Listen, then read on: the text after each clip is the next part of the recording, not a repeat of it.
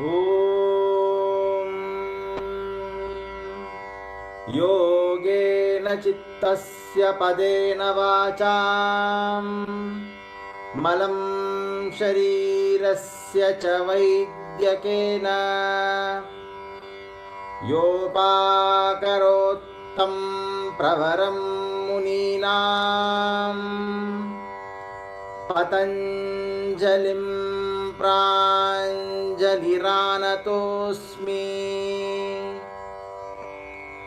आबाहुपुरुषाकारं शङ्खचक्रासिधारिणं सहस्रशिरसं श्वेतं प्रणमामि पतञ्जलिम्। ॐ शान्तिः शान्तिः शान्तिः। हरिः ॐ।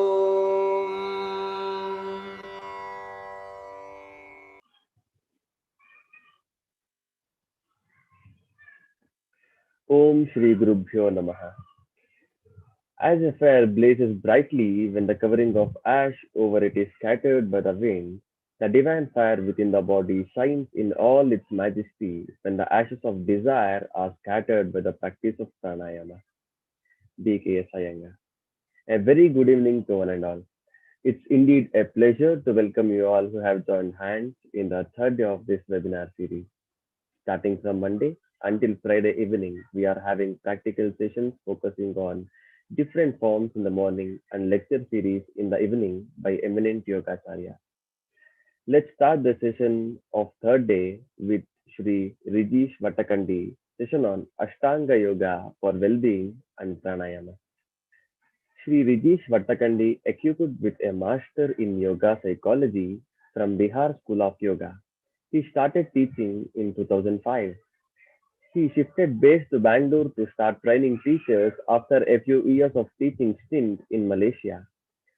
He is an accomplished teacher in modern styles of yoga and is abide to blend in the modern traditional Indian approach with these modern styles. He conducts teachers training course, workshops, advanced classes, and mentors yoga teacher and he mentors yoga teachers. He is a true teacher's teacher. He had successfully steered 30 plus batches towards the completion of their YTTCs and is the founder and visionary of Aayana Yoga. His qualifications are as follows: Master in Yoga Psychology, Master in English Literature, Advanced Pranayama course, Yin Yoga Teachers Training course, Yoga Anatomy, Certified Laughter Yoga Trainer, Thai Yoga Massage Therapy, Osho Residential Meditation Program, NLP Practitioner course, NLP Master Practitioner course, Unleash the Power Within. He is a life coach and his current role is Master Teacher at Aayana Yoga Academy. Before moving on to the session, please note at the end of the session, we will be enabling the chat box so that you can type all your questions and sir will be very happy to answer your questions. Over to you, sir.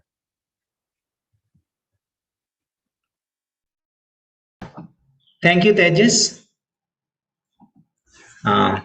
Good evening, everybody.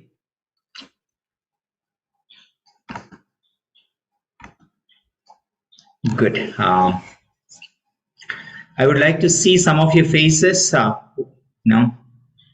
If you are comfortable, please keep the video on. Yes.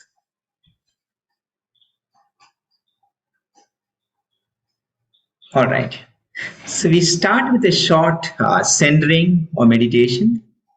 Then we go into the topic of today, pranayama. So sit comfortably wherever you are, where you can, if you are on a chair, place the feet on the floor, arms resting comfortably.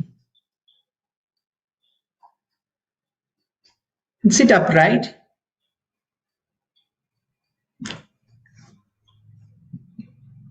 Then stay still.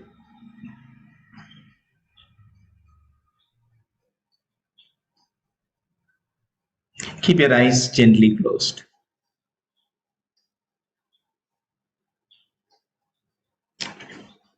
Breathe in slowly and deeply. Breathe out slowly and completely. When you're breathing out, support your exhalation by engaging the pelvic floor. Very gently, tightening the pelvic floor. Slow inhalation, complete exhalation.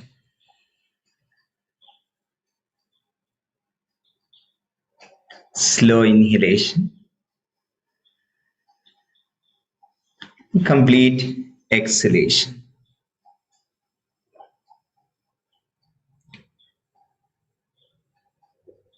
Now let the breath be as it is. Let your body breathe for you.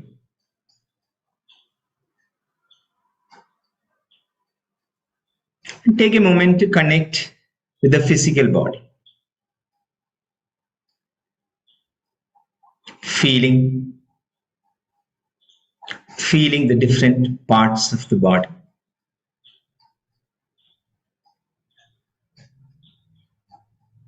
As you are focusing on the body, ask yourself, how connected I am with my body?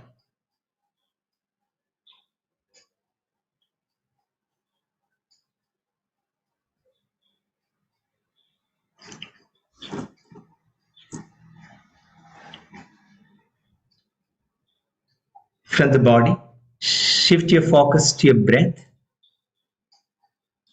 So you can sense the breath inside the nostrils without changing the breath.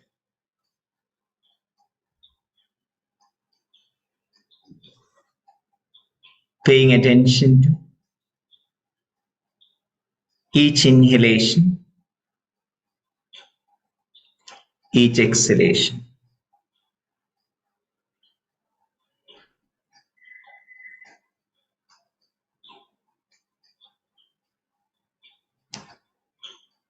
Experiencing the coolness of inhalation.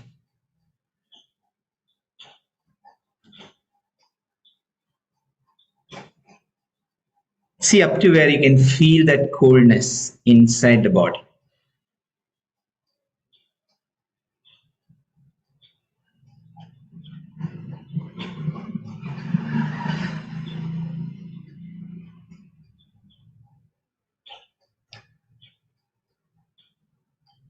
Connecting with the sub-elements of breath.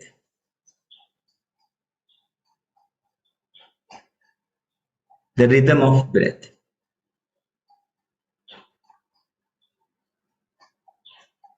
The pace of the breath.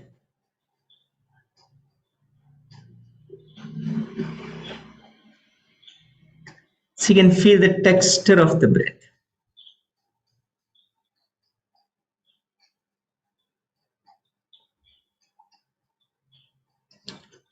The color of the breath.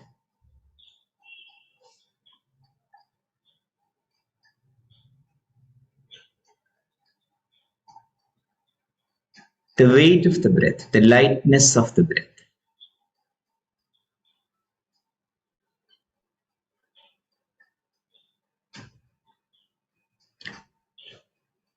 Or any other details you can feel as you're focusing on the breath.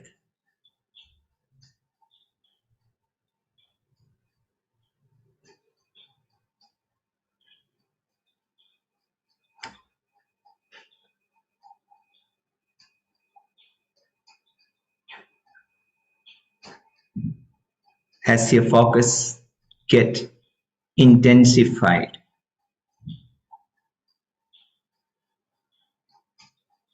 feel how the system is responding to it. The body, mind, responding to it.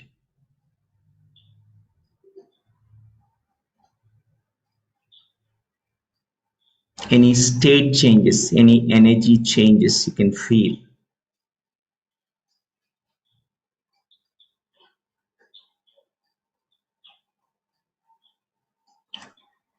And then shift your focus to your eyebrow center.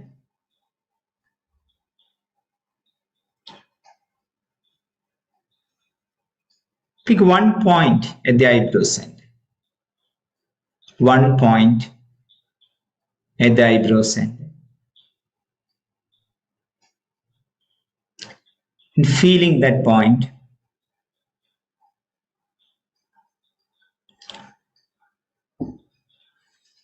Dissecting that point. Dissecting that point with awareness, with focus.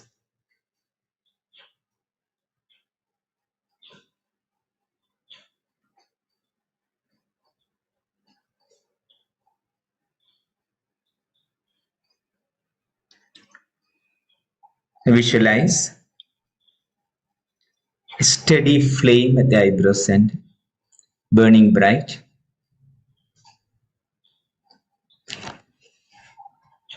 Keeping the focus on that flame, we chant 3 ohms. So when you're chanting Om, make sure that your inhalation is slow and exhalation is supported by engaging the pelvic floor. Inhale slowly and deeply.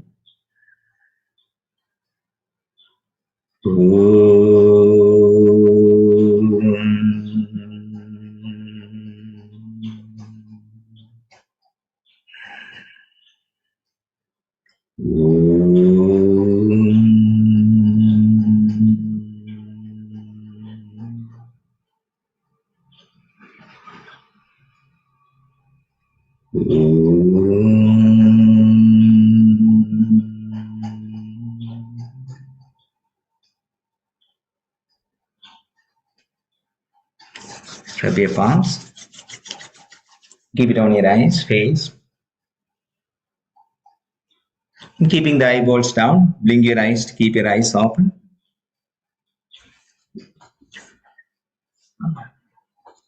Thank you all for joining me today. Thank you, Charan. Thank you, Amresh. Thank you, Aayana Yoga. So we talk a little bit about pranayama, and it would not be a totally a theoretical talk. We talk about what are the things affecting the pranayama, how you can start doing practice, or how you can develop the awareness what you are doing when you're doing pranayama. So all of you know that I believe most of you are yoga practitioners and some of you are yoga teachers, right? Yes. Yoga teachers, most of you. Yes. All right. Okay. All right, all of you. So that I can talk a little bit more on that way. So all of you are aware of energy. And energy can be manifested in your body mainly in 2 ways. One is through Pingala and the other one is through Ida. So you can experience energy through Pingala and through Ida. And it's not like an absolute Ida or absolute Pingala which I am talking about. You'll have dominance of Pingala or dominance of Ida.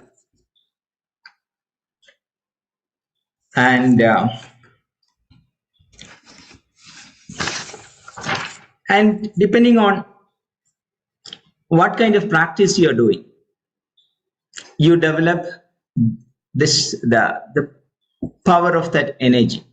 So the Pingala, we call it Prana Shakti, and Ida we call Mana Shakti. Pingala we call it Prana Shakti, and Ida we call Mana Shakti or Ichita Shakti. So we do asanas, we do running, weight training, or any form of physical exercise to develop or activate the Pingala. You can do Surya Namaskar, you can do back bends, you can do running, you can do any physical activities which generally stimulate your Pingala Nadi. And generally you can see that is the trend also. Now, yoga means more about activation of the Pingala Nadi. One reason is that social state where we are much more energetic. Or since our mind is moving a little bit more faster, we gravitate towards the practices which are moving, which are muscle engaging. So you can use asanas, movements, weight training, everything to activate your Pingala, which is your Prana Shakti. And make sure that when you are doing that, your nervous system is under the control. One problem which happens activating the Pingala Nadi is sometimes this energy is not in our control, which makes us very impulsive. Now, sometimes I don't believe most of the benefits which talk about in yoga, right? So yoga, the benefits of yoga is a little bit over glorified. When you really look at what people are getting from the practice. Okay, I'm not saying that you're not getting the benefit of yoga. Not all the benefits ideal. So why I'm saying is Pingala is activated without the nervous system balance. You can be impulsive. You tend to be a bit impulsive. You can become competitive. You can become aggressive. You can become insecure. Insecure about your identity, name and fame. And you want to be dominating others. You want to overpower others. There are achievement. Some of them are good qualities, not all of them. So when you are stimulating a Pingala, that is something which you need to be mindful. And if you take, imagine that we have a scale to measure all the yoga practitioners, Pingala. Imagine that, there is a scale to measure the stimulation of the Pingala and Ida. Most of the practitioners, the Pingala is active, which you see in the yoga centers or Ashtanga class or any other classes. The Pingala would be highly active. So some of them you can see as a feeling of restlessness, inability to keep the body still. Now we are still waiting for a day where a lot of people come and do the pranayama or do the meditation. We haven't transitioned to that place because of the way we practice. Because of the way we practice, generally the majority of the people are not transitioning into a stillness-oriented practice. And that you can see when you keep your eyes open and look around. When you see how many people are actually working on stillness-oriented practices and how many people are actually working on movement-oriented practices. And I can say that there are few people for sure doing stillness-oriented practices, but maybe that's not the right practice for them because they like that practice more. And if you like a practice more, most of the time, that's not a practice you should be doing. If you like a practice more, then most probably that is not the practice you should be doing. You should be doing something which you don't like. That is one principle you can always take. Do I have too much likeness to stillness-oriented practice?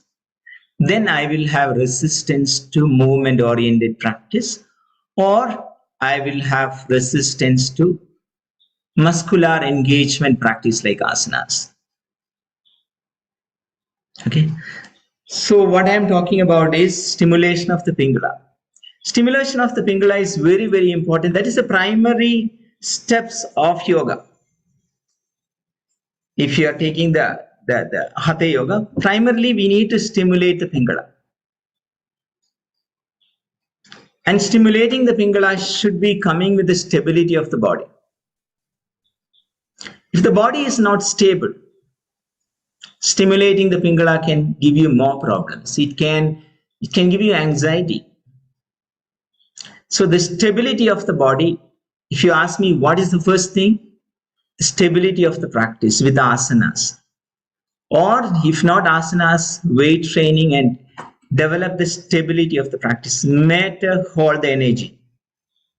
Matter holds the energy. Without strong matter in your body, and if you start developing the energy, that will lead to complications. That means your muscular mass, your body needs to be in a stable state. Physically and mentally, you can have muscular mass, but if your mind is not stable, then also you're not really ready for that practice. But even if your mind is not ready, if you have a strong physical body, you're ready for it. So I think you understood how you can the stability of the body is important, and Pingala activation is important. And this prana shakti, which is the physical energy or the energy which is helping you to explore the external life and also helping you to enjoy the life. The two things, helping you to explore the external life and enjoy the life. And also it is a protecting energy. So if that is there, it is time to change that energy to, we call it Manashakti Ida. Then that's very important. So you have to change, you have to transcend or change this energy to Manashakti, Chitta Shakti. And which is that something which you don't see in the most of the practitioners. They keep practicing, they keep doing postures. And the more you keep practicing, the more you keep the awareness with the body, that itself is one of the best things to create psychological imbalances. I'm not talking about too much imbalances, the basic imbalances of life. You still remain like a very normal person with normal negative feelings. So your body, one thing you need to understand that your body is the limited dimension of your personality. The more you play with it, the more you feel limited. The more you play with the body, the more you feel limited, the more you feel restricted, constricted, not growing, and a kind of insecurity develops, a kind of ego develops. Ego mostly develops to protect yourself, not that you become egoistic. That is also a part of protection. You're trying to protect something which you don't feel comfortable. So, and that is one thing you see in a lot of practitioners, their practice remains with the body. And so it's a sure shot imbalance in anybody. Your practice remains with the body, guaranteed imbalance. Because you're not this 5 feet or 6 feet tall person with maybe 60 to 80 kgs of mass. That's not what you are. And if you are that, if you strengthen it, if you develop that body identity, you feel great. And ideally, we need to expand your identity. We need to break the identity of the body. And that comes when you can transcend, or we can change the prana, which is the Pingala energy, to Chitta Shakti. And if you're not doing that, so one thing you need to understand that your body, your conscious mind, breathing fast. Your body, your conscious mind, breathing fast. Your muscles. These are all external dimension of your personality. If you're working with the body, if you're working with your conscious mind, if you're working with breathing fast practices, it's impossible not to be external. It's impossible. Yoga is a science. It's a very logical science. If you don't understand the science, you will not practice it right. So the external protective dimension of your personality, how long you want to work with? That's the question you can ask yourself. How long I want to work with my conscious mind, which is just 10% of the mind, the muscles, which is protecting yourself. And whenever you are on your muscles and your conscious mind, you cannot have control on your senses. Because that is one line. It goes in one line. You cannot have control on your senses when your practice remains with your muscles and conscious mind, or metabolism increasing practices, or hyperventilating practices, where your practices demands a little bit breathing fast. And one question all of you can ask yourself, I've been practicing yoga this way. Of course, I got a lot of benefits in the beginning. Am I still getting the benefits of it? Or am I trapped into this kind of what you call social media, what people are doing, a visual oriented feast? Am I trapped into that? It's not easy to stay away from it. It is not easy to stay away from it. But I'm not saying that your body should not be strong, your body should not be flexible. Your body should be strong, you should be flexible, and you should be able to do the basic postures very easily. A good spinal twist, good back bend, good forward bend, good balancing postures. And that basic things are very important for the body to be in a right state. And once you achieve that, expecting more from the body is, you're not going to get anything out of it. But you need to differentiate between you as a yoga teacher and you as a yoga practitioner. If you're a yoga teacher, you need to show up to people, hey, this is what I am. That is totally fine. You show your best postures. It is important. You need to visually convince people, hey, I can do this one. Nothing wrong in that. And please totally do it. It is important for you to satisfy that dimension of your personality ego. But you should not be, you should understand why you're doing it. If you don't have that awareness, that is the problem. You can continue what you're doing. You can continue showing off your postures. You can continue working on your flexibility, strength, whatever it is. But in your mind, you should be aware why I'm doing it. Okay, this is for my ego. This is for my yoga. And ego is also part of yoga. But you need to differentiate that two things. Okay, this is for my ego. This is for my yoga. So I'm not asking you to change anything. I just want you to be aware what you're doing and where you get what you get by doing what you're doing. So why it's so important to develop this Chitta Shakti or the Mana Shakti? That is where your yoga journey starts. Rest is aligning the body. Rest is just alignment. The rest is just keeping the foundation right. And your journey starts once you work with your Chitta Shakti. That is where your resources are there. That is where your connection is there. Show me one person achieve something by just working with their body. Just show me one person. It's impossible. So what you need to work on is your mind. But the question is, are you ready to work with your mind? The question is, is your body in a right state to work with your mind? If your body is not in a right state, then you have other complications coming. You will become slow.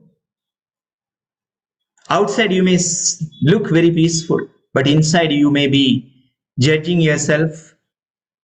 You become more like an implosive person, like everything keeping inside. So you need basic. See, it's more like if you're going for, if you're going for any activities, there are certain necessities. And one of the necessity in yoga is energy. One of the very, very important thing in yoga is energy. Without enough energy, you cannot do mental practices. You should not be doing mental practices. So energy is more like a currency. When you are traveling, you need currency, right? If you don't have enough currency, what you will do? You feel insecure. You will be very mindful where to eat, what to eat, which hotel to stay, because you don't have enough currency. And the energy is one of the most important thing for you to feel secure. Less energy stimulate your insecurity, your survival instincts. Less energy stimulate your survival instincts. You will be overprotecting, you will be overcautious, you will not trust people, you will get upset faster, you feel that everybody is, you feel you are jealous, you whatever the negative feeling, there also there is a chance to get the negative feeling. So you need this energy to work with your Chitta Shakti. When you know that, okay, there is Pingala, there is Ida, and there is Sushumna, right? If your energy is not enough, then you won't be able to explore. You become more tamasic. That's something which we have to talk about that next. You become more tamasic. No, you won't have readiness to do activities. You won't have readiness to do activities. You will have resistance to action. You will be more, oh, I like meditative yoga, I like meditation, I like pranayama, I like yin yoga. You would be on that side more if you don't have enough energy. So willingness to do action, readiness to do action, readiness to be stillness. That is something which we all need to work towards. Readiness to action, readiness to stillness. Do I have that? If you don't have that, there is an imbalance. There is an imbalance, and you need to find out which side you belong to. You need to find out which side you belong to. So the Ida oriented practices are like pranayama, relaxation, meditation. It's all Ida oriented practices. Whether you are working with your central nervous system or peripheral nervous system, whether you are working with Ida or Sushumna, it's almost same practice, no difference. It's the same practice. But you will be limited to Ida if you don't have enough energy. So that's the first part of I want to talk to you. And next is any questions so far? You can type it down because we are going by.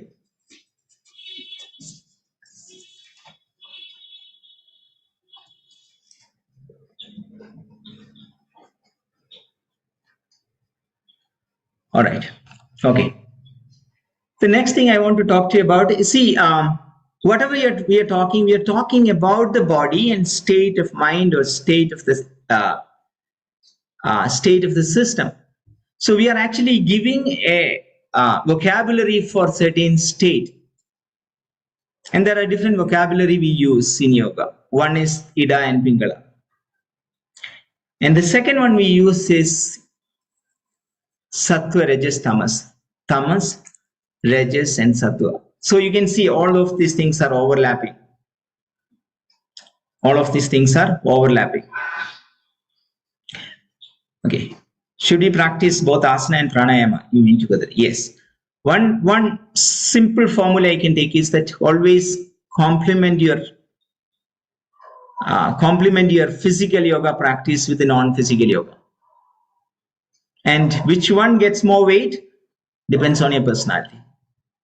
But as a dharma of the teacher, most of your yoga teachers, the dharma as a teacher is, if you brought awareness to the body, which is the limited dimension of the personality, take it away from the body before they leave the class. That is the dharma. If you're not doing that dharma, you are creating violence in the society and in them. And this is a different kind of violence. So as a dharma, you need to, most of the time when the mind is moving fast and you are on your senses, you like to see numbers small. The more the better. The more asanas, the more better. That is the logic which naturally comes to anybody who is breathing fast or who are in their senses. So let me do one more asana. Let me compromise the time on asanas. So anyway, pranayama, relaxation. And that's the natural thinking of most of the teachers, especially beginner teachers. how much time you are spending on relaxation, how much time you are spending at the end. It's not actually a pranayama practice when you're doing 5 minutes, but how much time you are doing that non-physical practice. That's important. How much time you are spending on the non-physical practice. So as a teacher, I repeat, it's the dharma of you. If you brought awareness to the body, take it away from the body.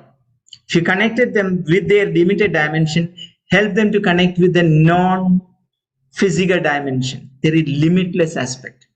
What yoga offers you or tells you or make you experience is that expanded, limitless dimension of your personality. And that's the most beautiful things yoga offers. And most of the yoga classes miss that. If you go to an Ashtanga class, Ashtanga Vinyasa class, I can tell you, observe third, fourth minute, they will come out of Shavasana. They cannot, most of them cannot complete 5 minutes of Shavasana. Just go tomorrow or day after, find an Ashtanga yoga class and find out how long they are doing a relaxation practice. Most of the time, most of the people, 5 minutes, because the practice is stimulating. It's almost impossible for them to stay there longer.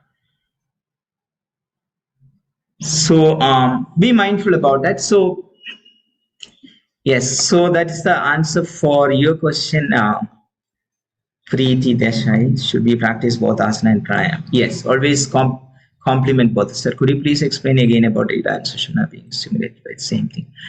Okay, so when you are doing meditation or relaxation, you start with the parasympathetic activation, or you slowing down the breath, or slowing down the metabolism, withdrawal of the senses, moving to the subconscious state. And if you don't have enough energy, it's like a treasure hunt. You might have seen treasure hunt. There are snakes, before getting that, there are snakes, or there are so much obstacles. If your energy is slow, these are the you will have negative thoughts. Your energy won't reach the higher faculties of the brain. Your energy won't reach the higher faculties of the brain. And you will be caught up.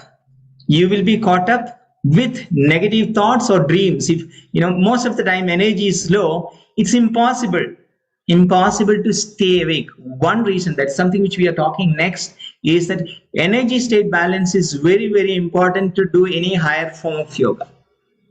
And one of the reasons we are practicing asanas is to balance the energy states, sattva, rajas, tamas. A tamasic person cannot meditate. If they are meditating, they're moving around the negative thoughts and they sleep. That's why the 70% of the people, meditators, sleep 70% of or 80% of the time. If you are a tamasic person, you should not be doing, even if you're doing a meditation practices, you would be around your thoughts. You will not be able to control the thoughts. A thought should be controlled even before it comes. A thought should be controlled even before it comes, and energy state balances are the method for that. It is not that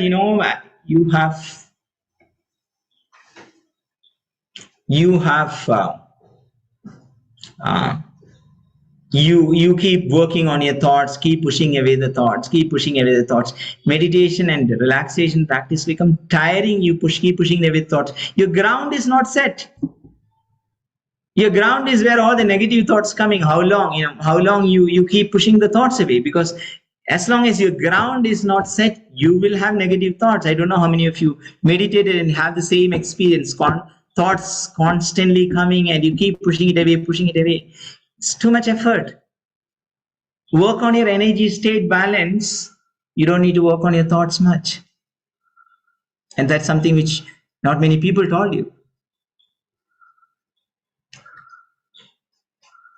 So it's very important, the energy state balance.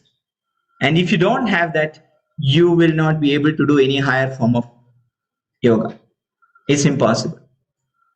Sleep is the next thing. Or if you're a Pingala person, you get irritated faster, you push yourself, you force yourself to stay there. then dim, go to sleep. If you're a Ida person, you sleep from the very beginning. So energy state balance, without energy state balance, you can't do higher form of higher practice of yoga. What is pranayama? Pranayama is a practice to feel the subtle dimension of your personality. And subtle dimension, the moment you move from the conscious mind to the subconscious mind, the sleep is so natural. And to be aware, to be awake, to be present there, you need energy. You need the balanced state of energy. So if you don't have that, I don't know, you just watch yourself what's happening in your practice. What's happening in your practice?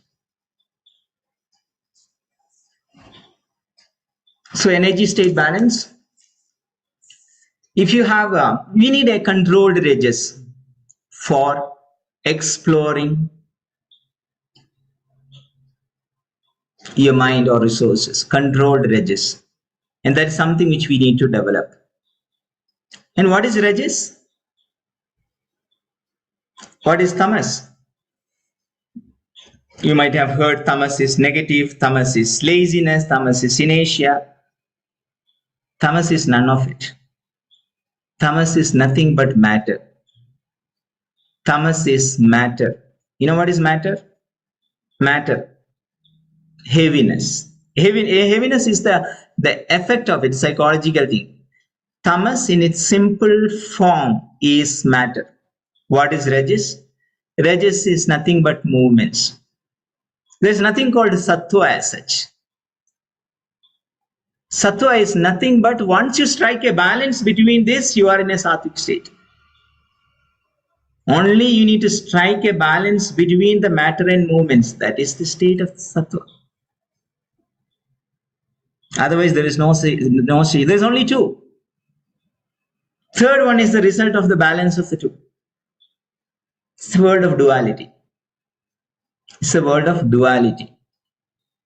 Not three, it is two. It is tamas and Rageesh. Okay. So once you have that balance, your practice is like different, going to be different. Yeah? And two things which we need to work on yoga is, one is intelligence, the other one is feeling. Intelligence and feeling, these are the two things we work on. Both should be developed.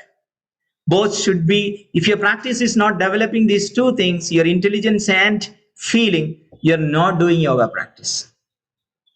If you're not developing intelligence, if you're not developing feeling, you're not doing yoga practice. And the more you practice the asanas, the more disconnected you become from your resources or intelligence. The more you practice asanas, the more disconnected you become from your intelligence. Because asanas are you're working with the external dimension of your personality. Asanas works with the external dimension of the personality.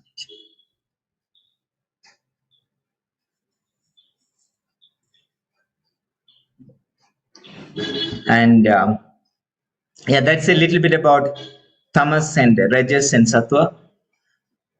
On a later occasion, we can maybe go a little bit deeper into that. And the last thing I want to talk to you about, the elements. 5 elements. To a certain extent, I talked about that in the beginning. You need to develop the earth to bring the air into your system. And pranayama is nothing but bringing air into your system. Bringing more air into your system. Air element. Prana is, what is prana? Prana is the digested air is called prana. Digested water is called ojas. Digested fire is called tejas. And digested air is called prana. And when you bring this air into your system, it should be supported by the earth element. Otherwise, you create an elemental imbalance that can also create a lot of problems. So make sure that you have enough earth. That is why they say that you need to practice asanas. You practice such a way that your body becomes strong. They compare the body to a earthen pot. Before in fire, in an earthen pot which is not going through fire, water can destroy it, right? And once you put it in the fire, and then it can hold the water. What can be destroyed, you can hold it later. So same way, prana destroy your body if it is not prepared. If it is not prepared, prana can affect you negatively. Prana can affect you negatively. So elemental balance is something which you need to be really mindful. And once you have that strong earth element, then you can practice pranayama. Ideally, your practice should move from physical to non-physical, and you need to experience that unlimited dimension of your personality. That is where your grounding comes from. As a yoga teacher, where is your grounding come from? Your grounding comes from connecting with the unlimited, the limitless dimension. Limited dimension, no, it's impossible to stay grounded. But pranayama is not a grounding practice. Pranayama is not a grounding practice. Pranayama can be grounding practice for those who have good body, good matter. The others, when they keep doing pranayama, they become less and less grounded, less and less stable, more fearful, anxiety, all those things can come. So that's a little bit about pranayama. I didn't talk much. I just talked about what it is and who can practice and the basic things to be aligned.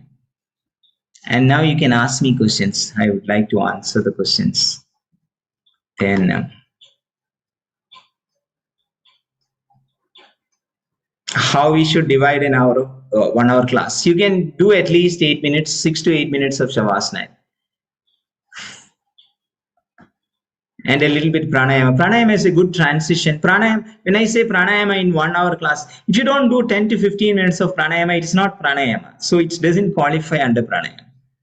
But even if that 3 minutes will transition into a non-physical dimension, I'm not saying that. So I'm saying that there won't be negative effect of pranayama if you do 2-3 minutes or 5 minutes. You won't have negative effect of pranayama if you're doing 3 to 5 minutes. So you can happily do it. You don't need to bother about it. To qualify as pranayama, you need to at least do 15 minutes. Okay. Yes.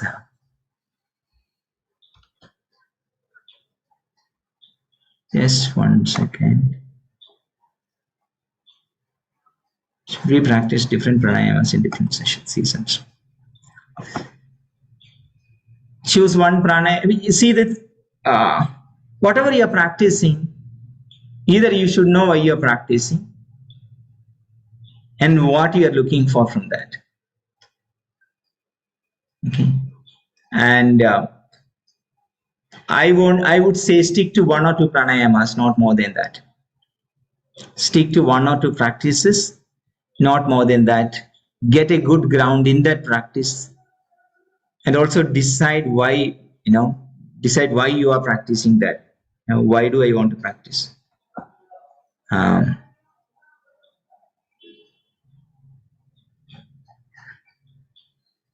Just 1 second. Thank you.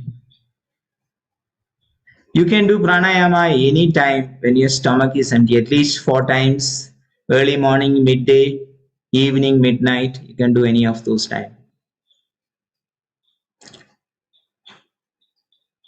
During the most pranayama practice, we are asked to exhale longer than our inhalation. What is the reason for that? Most of the pranayama practice has to exhale longer than inhalation. There are many reasons for that. If you are thinking about Nadi Shodhan pranayama, or if you are thinking about Brahmari. So exhalation activate the parasympathetic nervous system. Exhalation activate the Ida. So it is transitioning into a parasympathetic mode or internalizing mode by lengthening the exhalation. It is a journey you're taking to your central nervous system or your sushumna. So that is one of the reason we are doing exhalation. Exhalation disengages the muscles. That's one beautiful thing about exhalation. It disengages the muscles, disconnect the motor neurons from the muscles, and that will exhalation. Another benefits of exhalation, it reduces the blood flow into your muscles, and that's something which is desirable when you're doing pranayama or meditation.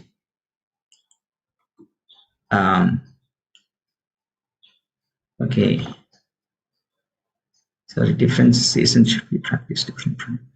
You see, one thing is that you need to have a teacher to decide what kind of pranayama you're doing, and teacher should be able to understand your elements in the body, energy states, and also which nadi you are active, and that actually decides your practice, what kind of practice you should be doing, and ideally get a teacher. That's what I would suggest. A teacher who can understand this logic, how this logic works on the body.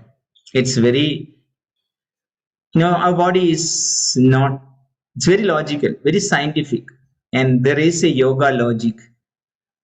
And once you understand the yoga logic, you would be able to guide yourself or you can guide your students. The sequence of doing pranayama is heating, cooling, balancing, and tranquilizing. The sequence of pranayama is heating, cooling, balancing, and tranquilizing. That would be the sequence of pranayama: heating, cooling, balancing, and tranquilizing. How frequently and duration can be done? So you can do like half an hour to 1 hour practice pranayama, and it's the most beautiful thing. You feel so, you want to feel complete. You want to feel that you're good enough. You want to feel contentment. You want to feel happy. You need to connect with the non-physical dimension, and pranayama takes you there. It's very blissful if you're doing it. Only thing is that sometimes you have overstimulated pingala, you will have resistance for that, but develop that. Any practice in the beginning, there would be resistance when you start doing it, but you can do half an hour to 1 hour practice. But your non-physical practice should be complemented by your physical practice. If you just do pranayama, it creates an imbalance. Okay. If you just do pranayama, it's an imbalance. If you just do meditation, it's an imbalance. If you just do relaxation, it's an imbalance.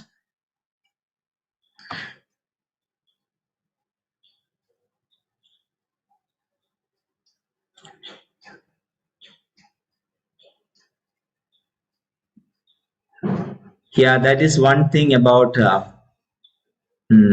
hyperventilation. All the pranayama should start with all the pranayama, whether it is starting with hyperventilation or hyperventilation, should end with hypoventilation. Okay, if whatever this you start with, it doesn't matter, it should end with hypoventilation, holding the breath or slowing down the breath, ideally holding the breath, bandhas. So if you're not doing that, you are not doing, if you're not doing pranayama. I repeat, whether your pranayama starts with hyperventilation or hypoventilation, at the end it should end with a hypoventilation. Otherwise, it creates a chemical imbalance. Okay. Otherwise, it creates a chemical imbalance. So a headache is normal when you are doing hyperventilation. So you need to compensate with the hypoventilation. Hyperventilation can create headache. Nausea. Pranayama makes you active. Will it disturb the sleep pattern often in the evening? Pranayama can make you active if you overdo Kapalbhati or if you overdo Bastrika. It overstimulates your nervous system. You will have twitching in the nervous system. You will have sensation. Hypersensitivity in the nervous system is normal when you do hyperventilating pranayama. So you need to be mindful that you're not overdoing your hyperventilating pranayama, and it should be compensated. It should be complemented with the hyperventilating pranayama. Okay. It's pranayama. Ideally, pranayama, bandha, and mudra and meditation should be combined. Pranayama, that's a Galaxy S6 Edge. Yes. Ideally, it should be combined with pranayama, bandha, mudra, and meditation. So pranayama actually takes you to a subtle dimension of the personality. Your work it's like the physical practices are like taking you to that subtle dimension. And then your work is at subtle dimension. That is the reason energy states are important. So pranayama is a technique which is at the physical dimension, but the result is at it's a subtle dimension. So your subtle dimension, these are all the mudras and bandhas. Bandhas take you to subtle dimension further. Pranayama take you to subtle dimension. And then you start exploring the subtle dimension with your meditation. Ideally, it should be done together. That would be the best sequence. Okay. Should be made to do. Kids ideally no. They should be allowed to play because their lungs needs to develop and all those stuff. You can ask them to do deep breathing, but not pranayama as pranayama. They don't need to do. Otherwise, you can make them do brahmari and all. They like it, no? But don't torture them by making them sit and do nadi shodhan in 10 minutes and all. So they also are highly energetic people. You need to respect their energy. Minimum 6 months of asanas. Maybe 3 months is enough. Maybe you don't need asana at all. Maybe you need to practice 2-3 years. So there is not I can't give you an absolute answer for that. It depends on your body. It depends on whether your nadis are balanced. You can start practicing pranayama from the very beginning, but it should be a very short time. If you want to take it seriously, you need to balance all this thing. Logic. Hyperventilating pranayama, your Kapalbhati, which is considered a Shatkarma, but in the living tradition it is pranayama when it is combined with bandhas and hyperventilating pranayama. Hyperventilating pranayama is nadi shodhana is hyperventilating. Ujjayi ideally should be done as hyperventilating practice. Most of the time when you're doing Ujjayi in the asana class, you do more like a hyperventilation. Ujjayi is a pranayama you can do in both ways. But if you are doing it for meditation and pranayama, Ujjayi is hypoventilating pranayama. If you are doing in meditation and pranayama, Ujjayi should be hypoventilating. And your nadi shodha in pranayama should be hypoventilating. And you need to find a balance, because too much of hypoventilation, you may stop the practice.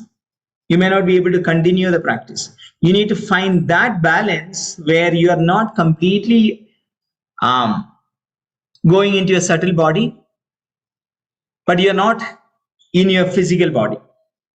So if you go completely to your subtle body, your practice stops there. You can't continue the practice. You don't feel like continuing the practice.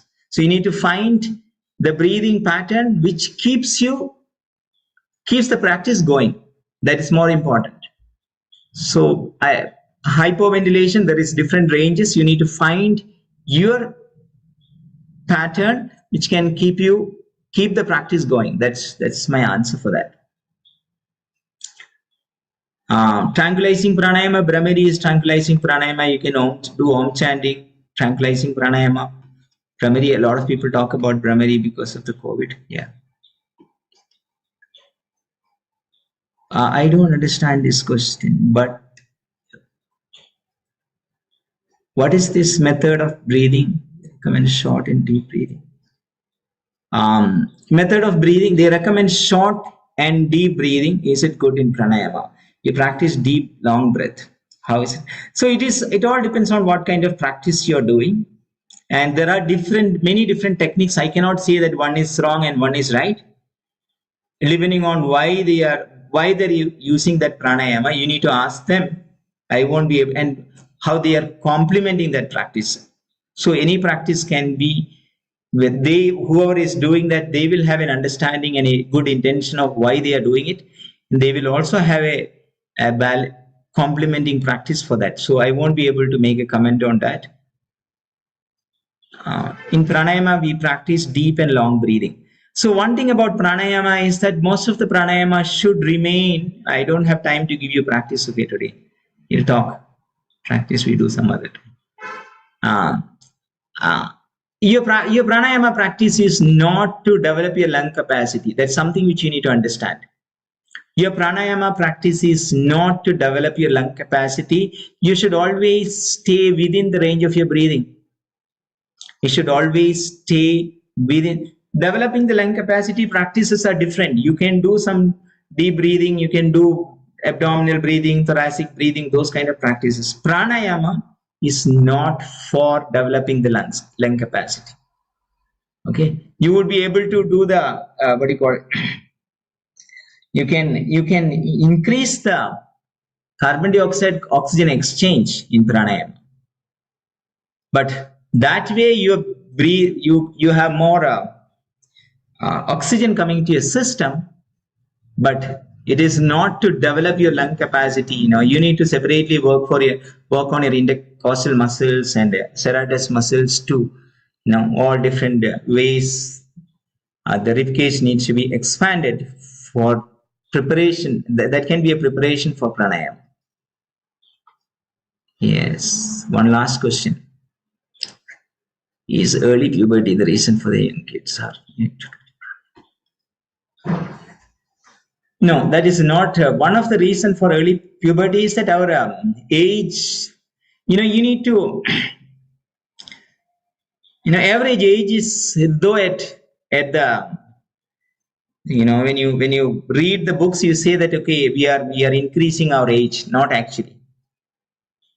Our age is coming down, like we are around 60, 70 years.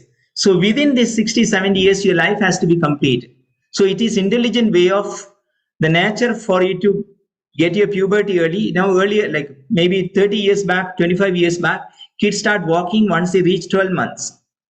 Now they do that at 10 months. So that actually shows our aging is, longevity is reducing. We have less years in hand. And within that less years, you need a complete life. That is the reason everything is coming a bit early. And of course, the food is there. I'm not saying that food and everything else is there. But one reason is that our average age is coming down. Otherwise, it's not the food that making the kids walk at 10 months or 9 months now. And 2 months is a big difference at that age. Right? You talk to your parents, they ask them how many months it will take for a kid to walk. It's usually 12 months. Or now it's like 9 months, 10 months, they do it. Okay. Hypoventilating pranayama and tranquilizing pranayama, are they same? Hypoventilating pranayama and tranquilizing pranayama is hypoventilation. The major classification is hypoventilation, and some practices comes under hypoventilation, some practices comes under hypoventilation. So Bhastrika and Kapalbhati comes under hyperventilation, and Nadi Shodhan comes under hypoventilation. And make sure that your Nadi Shodhan is hypoventilation. You're doing with the hypoventilation. Okay. 10 new messages. Which two pranayamas should not be done together? Kapalbhati and Bhastrika. There is no such thing as a these two things cannot be done together, you can totally do it, but make sure that you're complementing this practice with bandhas. Okay, I don't know any logic why they should not be doing it, but if somebody comes and tell me there is a good logic, maybe I believe, but so far I didn't find any logic that they should not be doing together. Does pranayama help in weight loss? Yes, it does, because it increases the brain metabolism.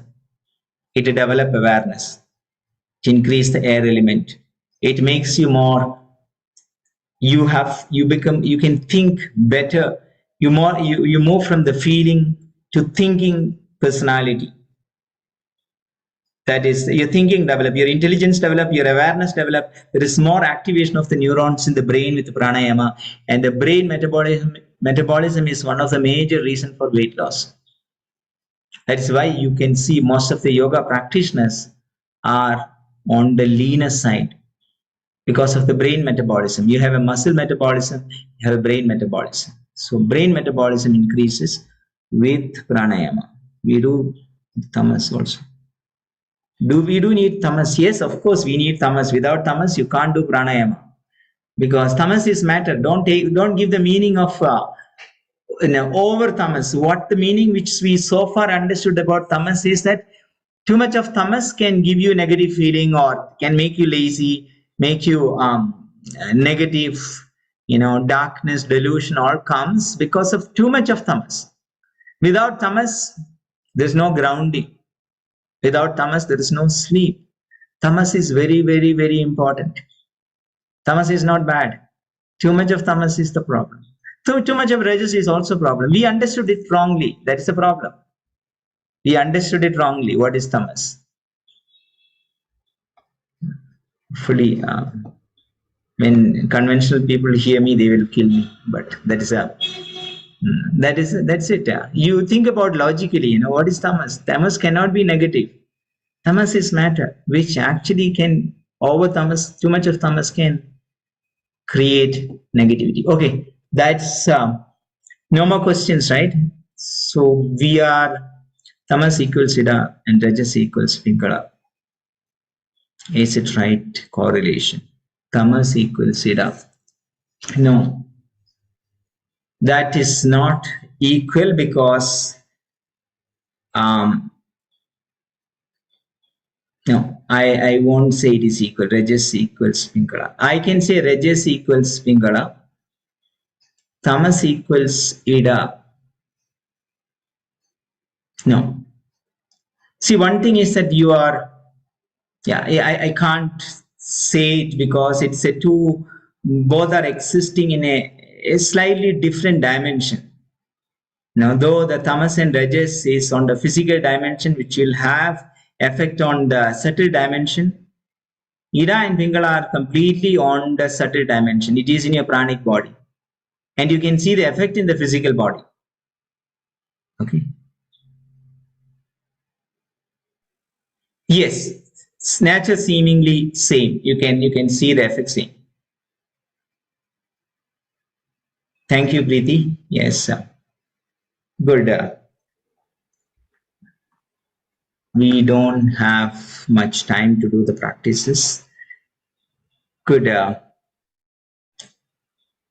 Thank you, everybody. I have few more minutes, and if you have any further questions, I need 2-3 minutes to do the closing part, watching the breath once more, and keep working on feeling. That's, as I said, keep working on the feeling. That's the most. Feelings only take yoga. We works on feeling. That's the sixth sense. And yoga practice should develop intelligence. Otherwise, you're not practicing yoga. If it is not working on your intelligence, you have some issues with your practice.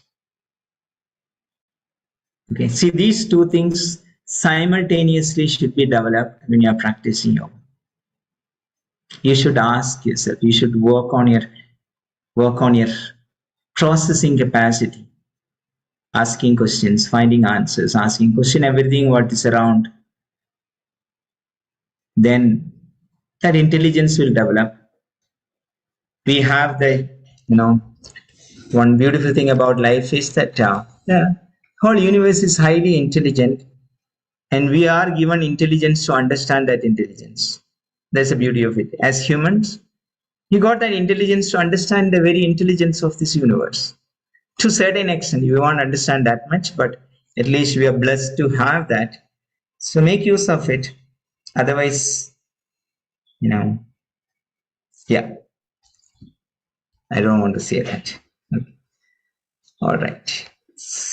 Yeah.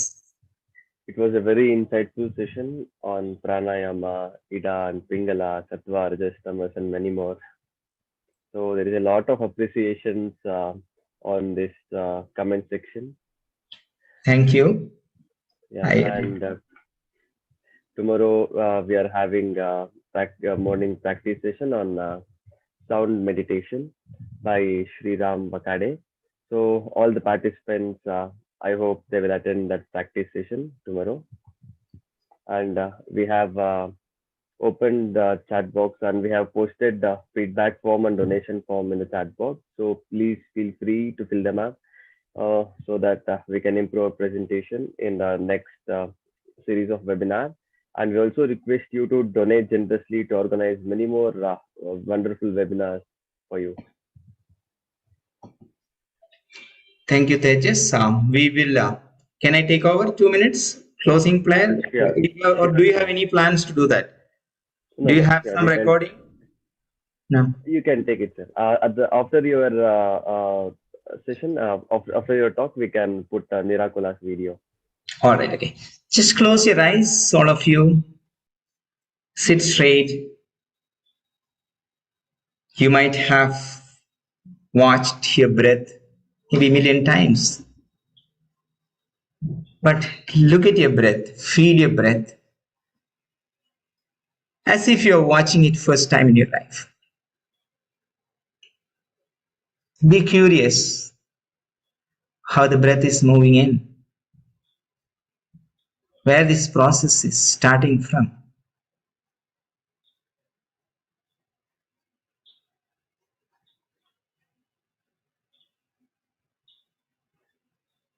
Intensify your focus. Feel your breath, nothing but your breath.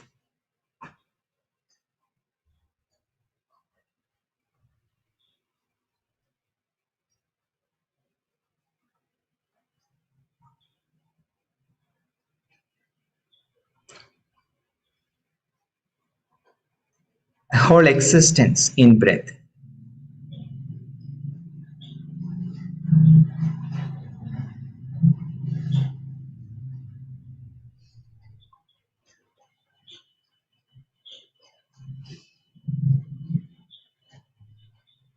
The details of the breath.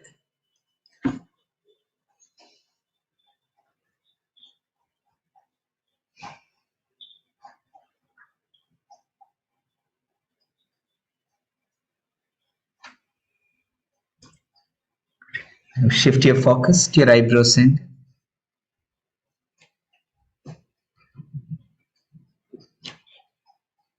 Keeping the focus there, we chant 3 Oms and Om Shanti. Inhale.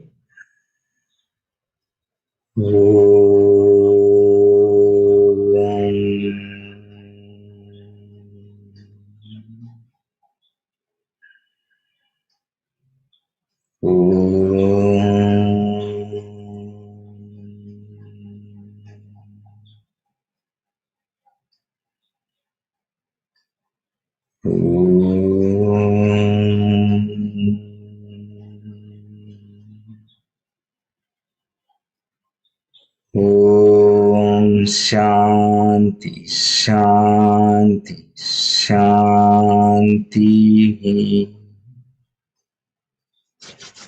Rub your palms. Keep it on your eyes, face. Keep your eyeballs down and bring your eyes to keep your eyes open.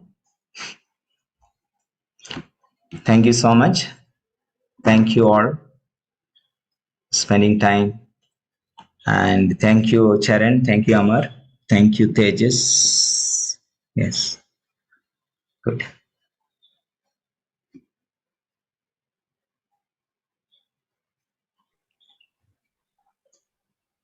Thank you so much for such a wonderful session, sir. Thank you. Namaste. Narakula is a yogashala which firmly believes in promoting the ancient yogic tradition in the strictest sense and in its entirety. All our courses, may it be short-termed or long-termed, have in them the essence of mantra, tantra and yantra, guided by the principles of Yoga Parampara put forth by the Maharishis like Patanjali, Swatmarama and others. Hence, at Nirakula, the courses have been formulated keeping in mind the vastness of yogic traditions. Our system is a rich blend of yoga, both as chikitsa and sadhana. We strive to use the principles of yoga to synchronize with nature as much to correct the imperfections of the body, breath, and mind. The following fundamental principles are firmly believed and practiced at Nirakula. Nurture excellent practitioners to carry forward the rich tradition of yoga into the future and to address the unending challenges facing humanity today. Create a strong urge amongst the practitioners to embrace the continuous cycle of physical, mental, and spiritual growth. A few uniqueness of our long-term programs like 200 hours and 300 hours teachers training programs are as follows. Our 200 hours teacher training course is integrated with 20 hours of spoken Sanskritam course. As part of the course, we provide participants an understanding of ancient Indian astronomy, history, and psychology.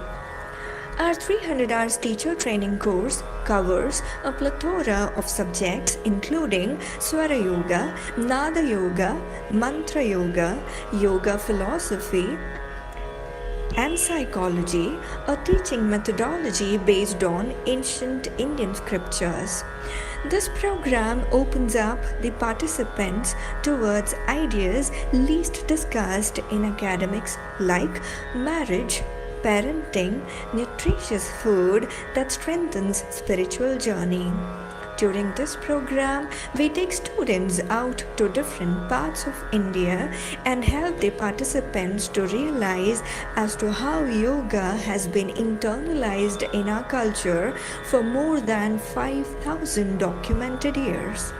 We have teachers to teach pratyahara and dharana practically. Our graduation day is based purely on the principles of ancient Indian idea of convocation. Namaste.